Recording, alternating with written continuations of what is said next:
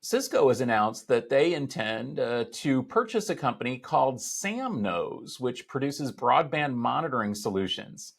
Now, you may not be familiar with SamKnows, but they have products geared toward both service providers and consumers that show data around network performance and attempt to help resolve these issues quickly. Cisco plans to integrate this technology into earlier acquisitions, including Field Day favorite Thousand Eyes.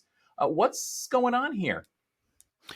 Well, Stephen, I was one of those people that was not familiar with SamKnows, so I had to do a little bit of research. And what it looks like is it's a solution that's used by internet service providers in conjunction with consumers. They have multiple products that is more geared toward. They have some that are geared toward the ISPs to be able to get monitoring data and understand information about their customers' issues to be able to troubleshoot and help resolve problems.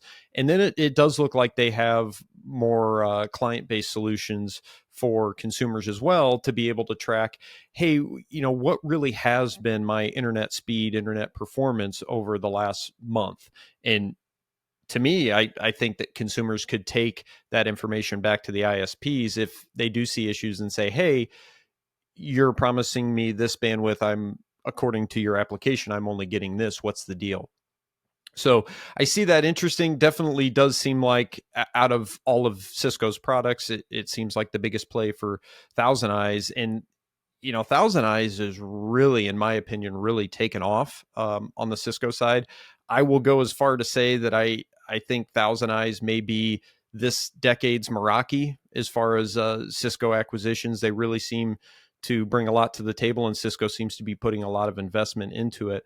Where I'm interested to see is how they're going to fully integrate this. It looks like that the SamKnows organization has these agents, some of these agents that are actually in consumer grade gear, so like consumer grade routers that the ISPs would give out to customers.